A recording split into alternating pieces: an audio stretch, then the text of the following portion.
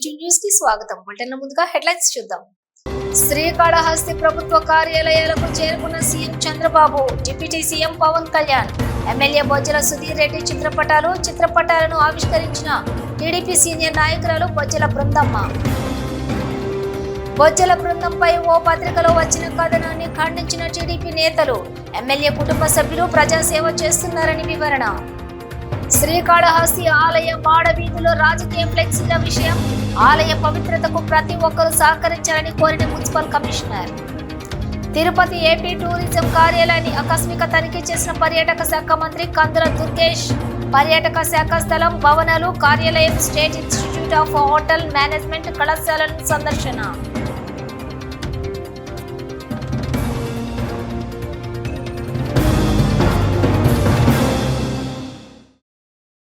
శ్రీకాళహస్తి మండలం ఓరందూరు గ్రామంలోని ఎమ్మెల్యే మాతృమూర్తి బొజ్జల బృందమ్మ సతీమణి బొజ్జల రిషితారెడ్డి, ముఖ్యమంత్రి నారా చంద్రబాబు నాయుడు, డిప్యూటీ ముఖ్యమంత్రి పవన్ కళ్యాణ్ ఫోటోలను ఆవిష్కరించారు.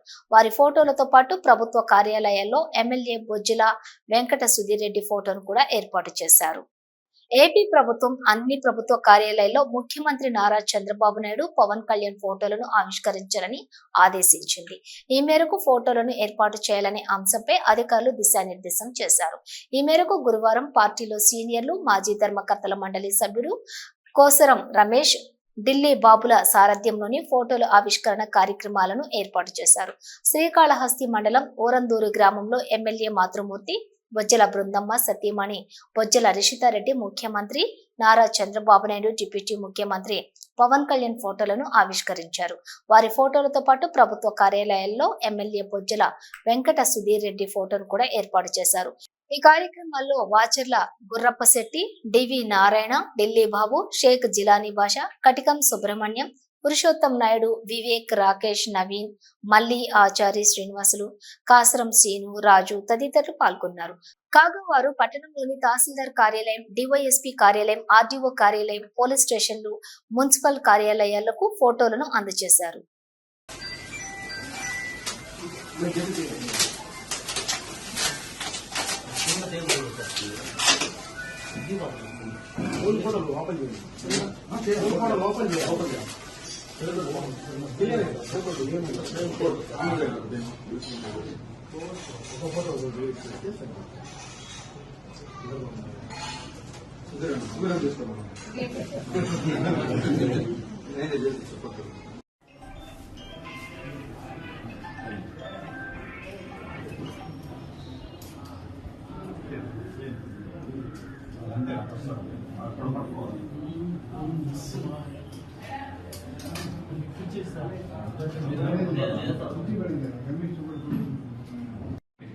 మేమైతే సీఎం గారిని, డిప్యూటీ సీఎం గారిని, శాసనసభ్యుల్ని మీ జీవోలో ప్రోటోకాల్ చూసి అదే సీఎం గ్యారంటీ చూసుకోండి.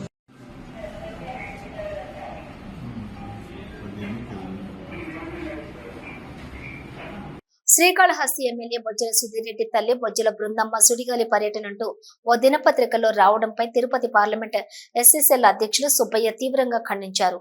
ఈ మేరకు శ్రీకాళహస్తిలోని తెలుగుదేశం పార్టీ కార్యాలయంలో విలేకరుల సమావేశం నిర్వహించారు. శ్రీకాళహస్తి ఎమ్మెల్యే బొజ్జల సుధీర్ రెడ్డి తల్లి బొజ్జల బృందమ్మ సుడిగాలి పర్యటనంటూ ఓ దినపత్రికలు రావటంపై తిరుపతి పార్లమెంట్ SDCL అధ్యక్షులు సుబ్బయ్య తీవ్రంగా ఖండించారు. ఈ మేరకు శ్రీకాళహస్తిలోని తెలుగుదేశం పార్టీ కార్యాలయంలో విలేకరుల సమావేశం నిర్వహించారు. ఈ సమావేశంలో ఆయన మాట్లాడుతూ 2019 నుంచి 2024 వరకు వైకాపా ప్రభుత్వం అధికారంలో ఉన్నప్పుడు శ్రీకాళహస్తి నియోజకవర్గం మాజీ ఎమ్మెల్యే బియ్యపు మధుసూదన్ రెడ్డి కుమార్తె బియ్యపు పవిత్రారెడ్డి, సతీమణి బియ్యపు శ్రీవాణిరెడ్డి, కుమారుడు బియ్యపు ఆకాష్ రెడ్డి శ్రీకాళహస్తి నియోజకవర్గంలో వారి పెత్తనం కొనసాగిస్తూ రాజ్యం ఏలినప్పుడు మాత్రం ఆ దినపత్రికలో ఎలాంటి కథనాలు రాలేదని అన్నారు.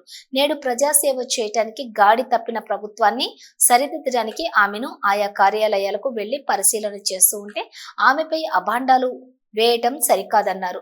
సుధీర్ రెడ్డికి ఆరోగ్యం సరిగ్గా లేకుంటే ప్రస్తుతం వైద్యం చేయించుకుంటున్నారని, అందువల్లే ఆయన నియోజకవర్గంలోని కనబడటం లేదని, కానీ కావాలనే ప్రతిపక్షానికి చెందిన పత్రిక ఆయన శ్రీకాళహస్తిలో లేకుండా హైదరాబాద్ లో ఉండాలంటూ దుష్ప్రచారం చేస్తున్నారని, రేపు అదే పత్రికలో క్షమాపణ కోరుతూ వారు ప్రచురణ చేయాలని వారు ఆ పత్రికను డిమాండ్ చేశారు. ఆ రోజు మీరు ఏ ఒక్క వార్త కూడా మీ బీప్ మధుసూదన్ రెడ్డి కూతురు పైన రాశారా, లేదు శ్రీవాణి రెడ్డి పైన రాశారా? ఆ రోజు కళ్యాణోత్సవంలో వాళ్ళే పాల్గొన్నారు. ఆ రోజు ఏదన్నా ప్రభుత్వ కార్యక్రమాల్లో వాళ్ళే పాల్గొన్నారు. మరి ఏ అర్హతతో వాళ్ళు ఆ రోజు పాల్గొన్నారు? ఈ రోజు బృందంని ఏ అర్హతతో మీరు పాల్గొకండి అని చెప్తున్నారు.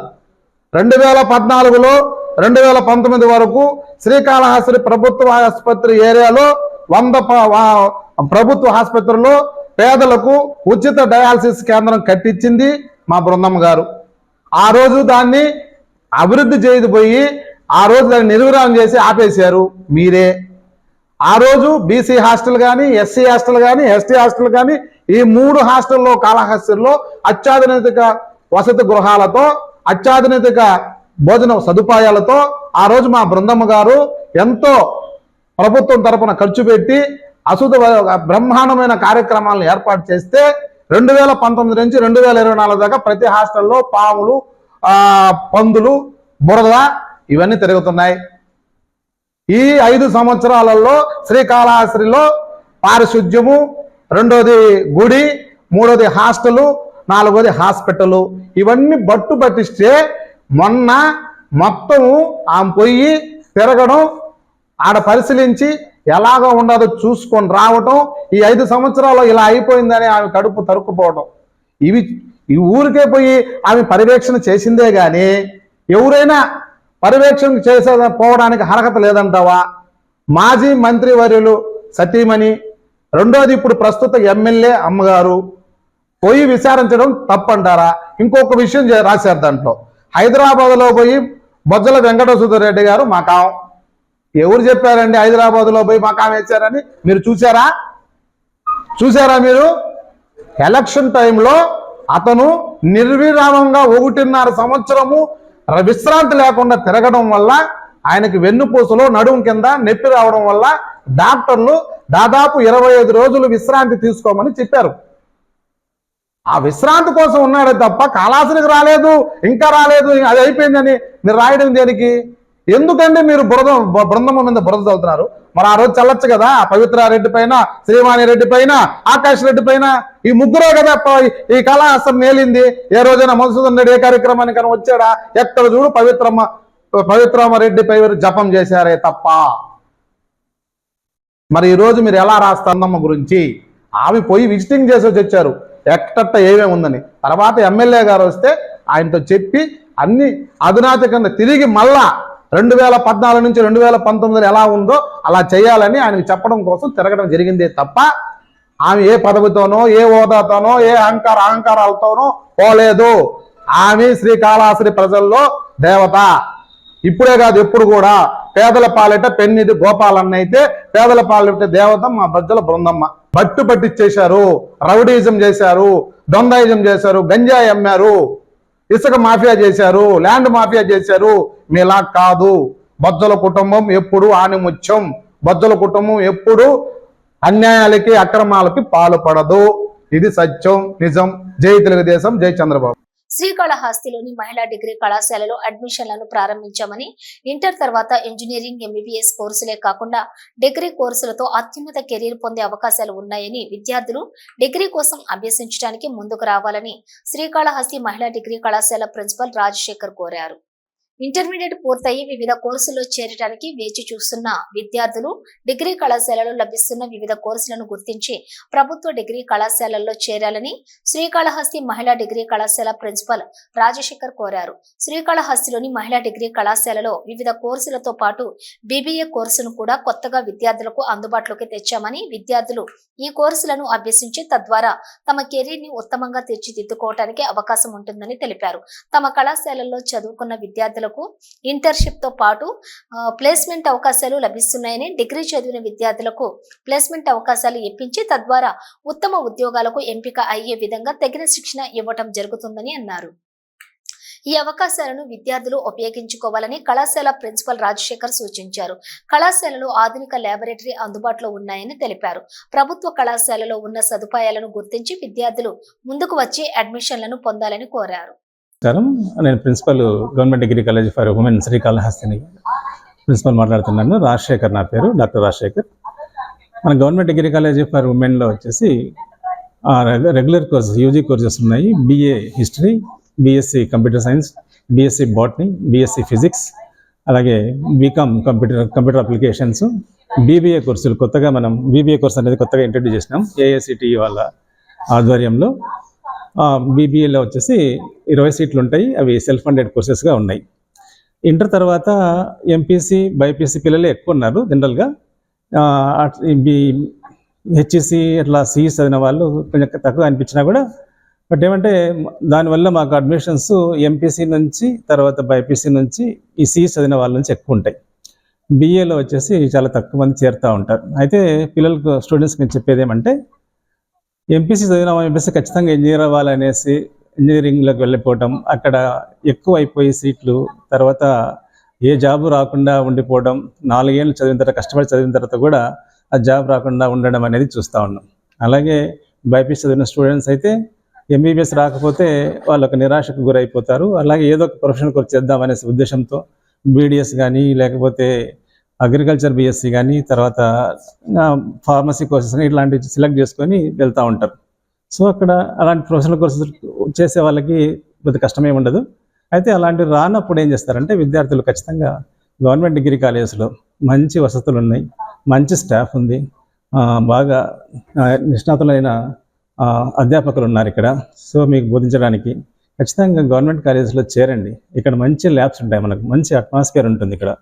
సో ఈ గవర్నమెంట్ డిగ్రీ కాలేజ్ పట్ల సమాజంలో ఎందుకో కాస్త చిన్న చూపు ఉంది. కానీ ప్రైవేట్ కాలేజెస్లో అక్కడ ఏం చెప్పామన్న శ్రీకాళహస్తిలో స్టేట్ వైడ్గా మొత్తం మనం NEP 2020 ఫాలో అవుతున్నాం. ఇప్పుడు మనం నేషనల్ ఎడ్యుకేషన్ పాలసీ 2020 అన్నమాట. సో ఈ గైడ్లైన్స్ ప్రకారము యూజీ చదివే ప్రతి స్టూడెంట్ కూడా 3 ప్రోగ్రామ్స్ ఖచ్చితంగా అటెండ్ అవ్వాలి. ఒకటి CSP ఉండదు, కమ్యూనిటీ సర్వీస్ ప్రాజెక్ట్ అనేసి. అది హాలిడేస్లో పిల్లలు తను నివాసం ఉండే ప్లేస్లో చుట్టుపక్కల ఉన్న సమస్యలను తీసుకొని వాటి మీద ప్రజలకు అవగాహన కల్పిస్తారనమాట. So for example water pollution, soil pollution ఇలాంటి వాటి మీద, తర్వాత హెల్త్ సంబంధించిన డిజిటల్ ట్రాన్సాక్షన్స్ మీద, ఇలాంటి వాటి మీద ప్రజలకు అవగాహన కల్పించే ప్రోగ్రాము కమ్యూనిటీ సర్వీస్ ప్రాజెక్ట్ అనేది. సో అది పిల్లలు హాలిడేస్, సమ్మర్ వెకేషన్ చేస్తూ ఉంటారు. తర్వాత షార్ట్ టర్మ్ ఇంటర్న్షిప్ అనేది పిల్లలను ఇండస్ట్రీకి కనెక్ట్ చేస్తాం ఇక్కడ. సో ఇండస్ట్రీకి కనెక్ట్ చేసి అక్కడ వర్క్ నేర్చుకునే విధంగా పిల్లలను 2 నెలలు అక్కడ ఇంటర్న్షిప్లో ఉంచుతాం. అట్లాగే ఫైనల్ ఇయర్లో, థర్డ్ ఇయర్లో 6th సెమ్ పూర్తిగా ఇండస్ట్రీకే కనెక్ట్ చేస్తాము. 6 నెలలు ఇంటర్న్షిప్లో ఉంటున్నాం. సో ఇక్కడ ఏమవుతుందంటే, ఆ ఇంటర్న్షిప్ చేయడం వల్ల ఆ ఇండస్ట్రీకి స్టూడెంట్కు మధ్య సంబంధం పెరిగి జాబ్ వెంటనే రావడానికి అవకాశం ఉంటుంది. సో అక్కడ పిల్లలు అంటే స్టూడెంట్ ఎక్కడైతే ఇంటర్న్షిప్ చేశారో అక్కడే ఉద్యోగం చేయాలని అవసరం లేదు. అయితే కమిషనరేట్ వాళ్ళు ఏం చేస్తున్నారంటే, ప్రతి సంవత్సరం కూడా 2 సార్లు ఈ జాబ్ మేళా అనేది జరుపుతున్నారు. మెగా జాబ్ మేళా అనేసి జోన్ వైజు అలాగే డిస్ట్రిక్ట్ వైజ్ జరుపుతూ ఉంటాం. సో ఈ జాబ్ మేళాకు చాలా కంపెనీస్ వస్తాయి, ప్రైవేట్ కంపెనీస్. వాళ్ళు జరిపే గ్రూప్ డిస్కషన్స్ కానీ, టెస్ట్ కానీ, ఇంటర్వ్యూస్ కానీ, ఆ స్కిల్స్ అన్నీ కూడా పిల్లలకి ఏమి అవసరమో అవన్నీ కూడా మా కళాశాలలో నేర్పిస్తాం. సో ఎంప్లాయబిలిటీ స్కిల్స్ ఖచ్చితంగా వాటి మీద ఫోకస్ చేస్తుంది మా స్టాఫ్ అంతా కూడా అన్నమాట. పిల్లలకు ఇంగ్లీష్ ఫ్లూయెన్సీ పట్టు, అలాగే మాట్లాడడం, ఇంటర్వ్యూ ఫేస్ చేసే విధానము, తర్వాత ఎగ్జామ్ ఫేస్ చేసే విధానము, తర్వాత వర్క్ చేసే చోట ఎలా ఉండాలో కూడా అన్ని ప్రతి ఎథిక్స్ కూడా పిల్లవాళ్ళకు నేర్పిస్తుంది మా స్టాఫ్ అన్నమాట. సో ఆ NEP 2020 పాలసీ ప్రకారమే మా కళాశాలలో కోర్సులు నిర్వహించబడుతున్నాయి. ఇది ప్రజలకు తెలియజేస్తున్నాము. శ్రీకాళహస్తిలోని మహిళా డిగ్రీ కళాశాల ప్రధానమంత్రి ఉషా పథకం కింద ఎంపికైంది. ఈ పథకం కింద కళాశాల అభివృద్ధికి 5 కోట్ల రూపాయలు మంజూరు చేశారు. అదనపు తరగతి గదులు, ఆధునిక ల్యాబొరేటరీలు, డిజిటల్ క్లాస్ రూములు వంటి ఆధునిక సదుపాయాల కల్పన చేస్తున్నట్లుగా కళాశాల ప్రిన్సిపల్ రాజశేఖర్ తెలిపారు. శ్రీకాళహస్తిలోని మహిళా డిగ్రీ కళాశాల ప్రతిష్టాత్మకమైన ప్రధానమంత్రి ఉషా పథకం కింద ఎంపికైంది. రాష్ట్ర వ్యాప్తంగా 18 కళాశాలల్లో ఎంపిక చేయగా వాటిలో తిరుపతి జిల్లా నుంచి శ్రీకాళహస్తి మహిళా డిగ్రీ కళాశాలలకు చోటు లభించింది. ప్రధానమంత్రి ఉషా పథకం కింద కళాశాలల్లో మౌలిక సదుపాయాల కల్పన, ఆధునిక విద్యా బోధన చేయడానికి అవసరమైన పరికరాలు సమకూర్చుకునేందుకు 5 కోట్ల రూపాయలు కేంద్ర ప్రభుత్వం మంజూరు చేసింది. ఈ నిధులలో కళాశాలలోని 8 గదులు, నూతన భవనాన్ని నిర్మించనున్నారు. అలాగే ప్రస్తుతం ఉన్నటువంటి పాత భవనాన్ని మరమ్మతులు చేయనున్నారు. విద్యార్థులకు అవసరమైనటువంటి కంప్యూటర్ ల్యాబ్స్, నైపుణ్య అభివృద్ధికి అవసరమైన పరికరాలను సమకూర్చుకోనున్నారు.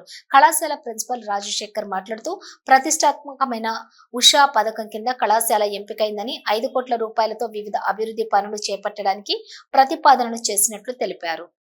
Government degree college for women Srikalahasti PM Usha select అయింది. సో సెంట్రల్ గవర్నమెంట్ ఫండ్స్ ఇవి. పిఎం ఉషా ఇంతకుముందు రూసా అనేది ఉండేది. రూసా 1, రూసా 2 తర్వాత రూసా 3 అనేది మొదలైంది. రూసా 3ని పిఎం ఉషాగా పిలుస్తాం. ప్రధానమంత్రి ఉషా శిక్షా అభియాన్ అనేసి దీన్ని పిలుస్తాం. దీంట్లో ప్రతి కళాశాలకు కూడా సెలెక్ట్ అయిన ప్రతి కళాశాల స్టేట్ మొత్తానికి 19 కళాశాలలో సెలెక్ట్ అయ్యాయి. దీంట్లో ఆ 19 కళాశాలలో శ్రీకాళహస్తి ఉమెన్స్ కాలేజ్ ఒకటి. దీంట్లో 5 కోట్లు శాంక్షన్ చేస్తారు.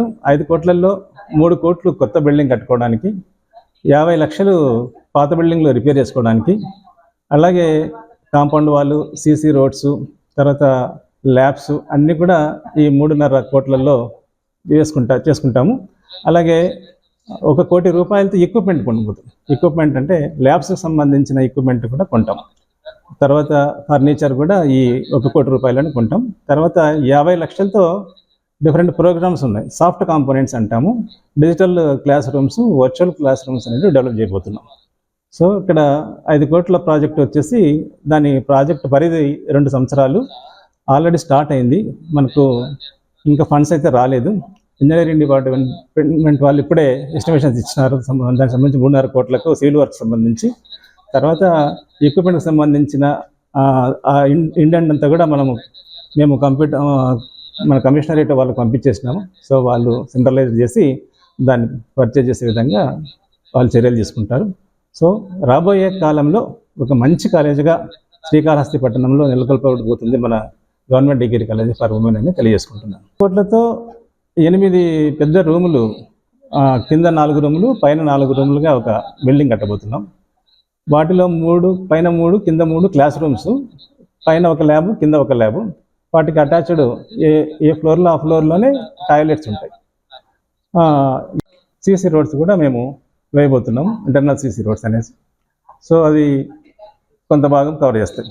తర్వాత ఆడిటోరియం డెవలప్మెంట్ అనేది, ఆడిటోరియము అది బాగా కూలిపోయే స్థితిలో ఉంది. సో దాన్ని మాడిఫై చేసుకుంటాం. తర్వాత పాత బిల్డింగ్ ఇది మేమున్నది ప్రస్తుతము మెయిన్ బిల్డింగ్ దాదాపు 50 సంవత్సరాల కిందట కట్టింది. ఈ తెలుగంగా ప్రాజెక్టు వాళ్ళు ఆఫీస్కి ఉపయోగించుకొని ఇది కొంచెం పాడైపోయిన తర్వాత దాన్ని కాలేజీకి ఇచ్చేసి వాళ్ళు వేరే కొత్త బిల్డింగ్ కట్టుకున్నారు.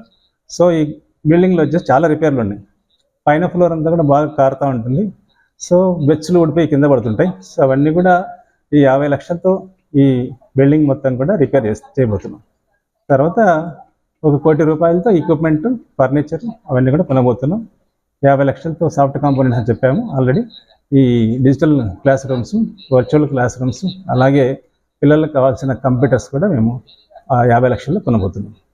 శ్రీకాళహస్తి పట్టణంలో ఆర్పీబీఎస్ జెడ్పీ బాయ్స్ హై స్కూల్లో 2023-24 సంవత్సరంలో 10వ తరగతిలో అత్యధిక మార్కులు సాధించినటువంటి విద్యార్థులకు ప్రతిభా పురస్కారాలు ఇచ్చారు. ఈ ప్రతిభా పురస్కారాలకు 1989-90 బ్యాచ్ 10వ తరగతి విద్యార్థులు హాజరయ్యారు. శ్రీకాళహస్తి పట్టణంలో ఆర్పీబీఎస్ జెడ్పీ బాయ్స్ హై స్కూల్లో 2023-24 సంవత్సరంలో 10వ తరగతిలో అత్యధిక మార్కులతో సాధించిన విద్యార్థులకు ప్రతిభా పురస్కారాలను ఇచ్చారు. ఈ ప్రతిభా పురస్కారాలకు 1989-90వ బ్యాచ్ 10వ తరగతి విద్యార్థులు హాజరయ్యారు. అధ్యక్షులు నాగమల్లి రాజశేఖర్, ప్రధాన కార్యదర్శి పత్తి జ్యోతిరావు, కోశాధికారి నంగనేటి సుబ్రహ్మణ్యం, సహాయ కార్యదర్శి ఓ గిరిధర్, కార్యవర్గ సభ్యులు ఆలందారి, మణి, మల్లికార్జున, కైలాసం, రవి, హరీష్, నారాయణ, మునికృష్ణ, శ్రీనివాసులు, బిఎస్ రామయ్య, అలాగే ముఖ్య అతిథులుగా వెంకటకృష్ణ, నాగశేషు, హైమావతి, ప్రసన్న ఈ కార్యక్రమంలోని విద్యార్థులను ప్రోత్సహిస్తూ వారికి శాలువలను, గోల్డ్ మెడల్ను, సర్టిఫికెట్లతో పాటుగా నగదు బహుమతులను, పూల మొక్కలను అందించి అభినందించారు.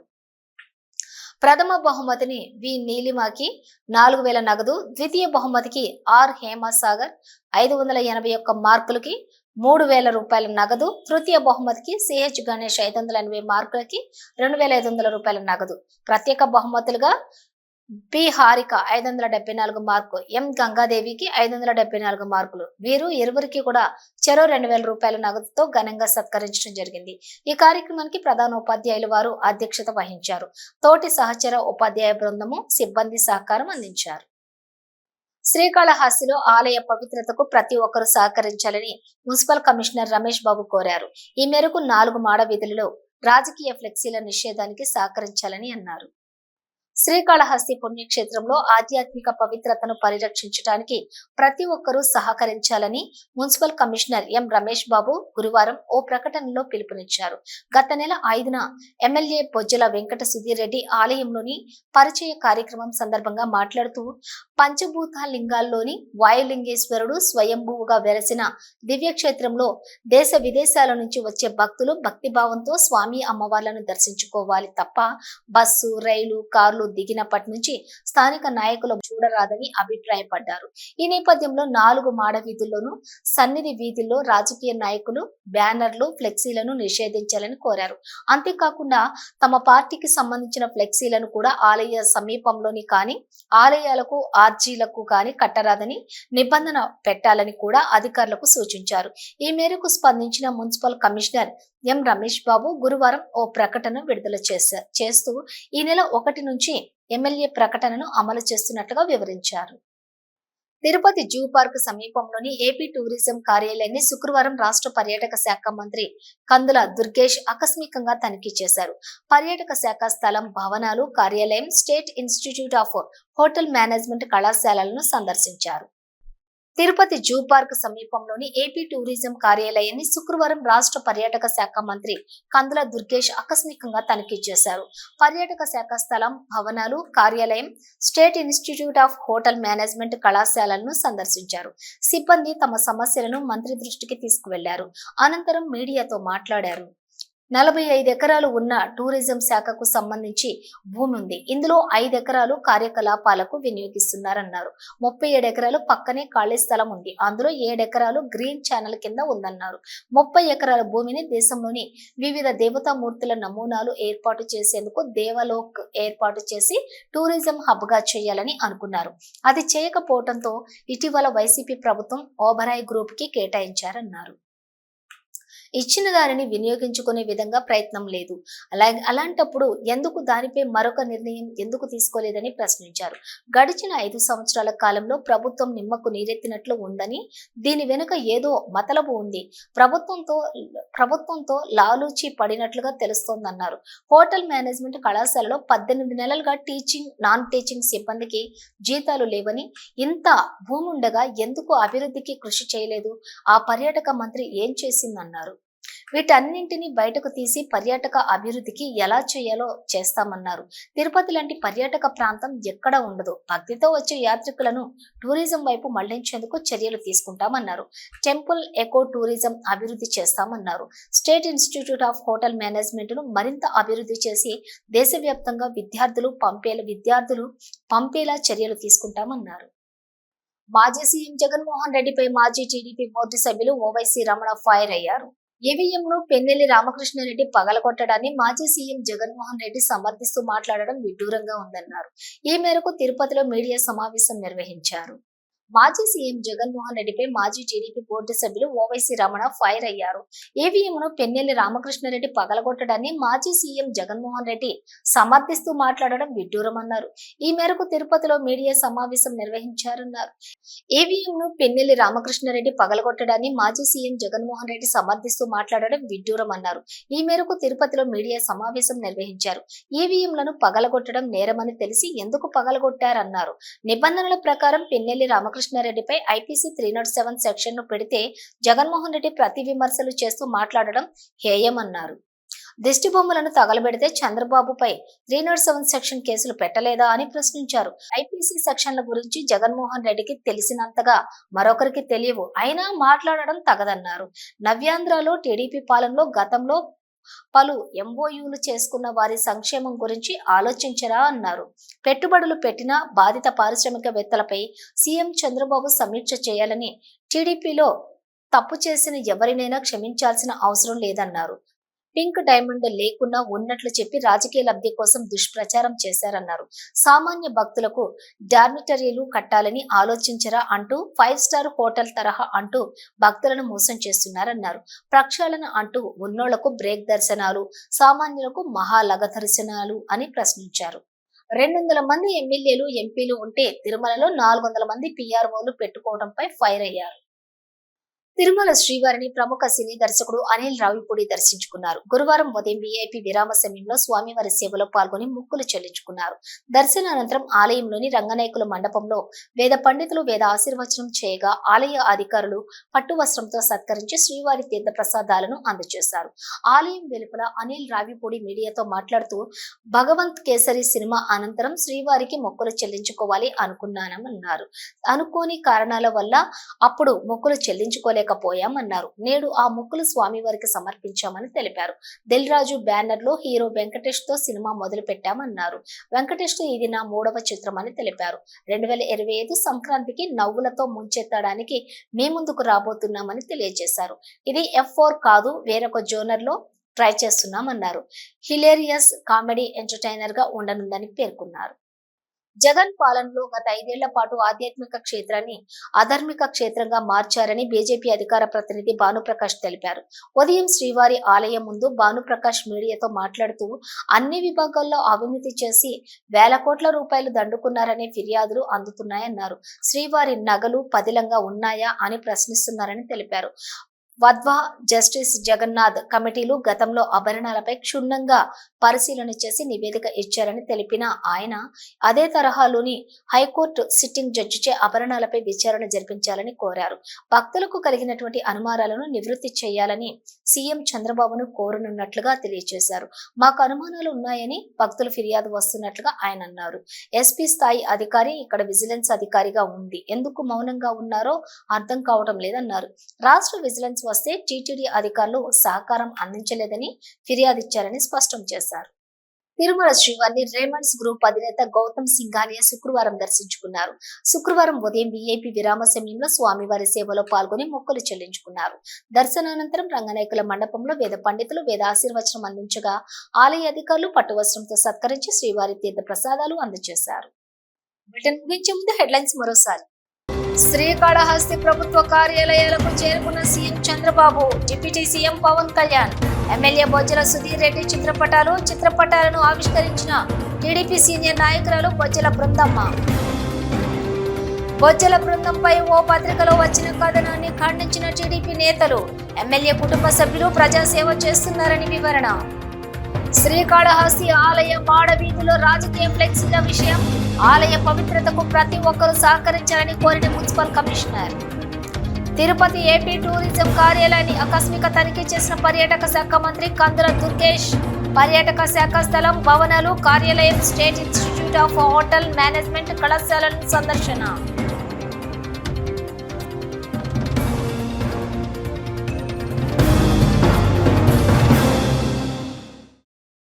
ఈ బులెటిన్ డీటెయిల్స్ చూస్తూనే ఉండండి V2 న్యూస్.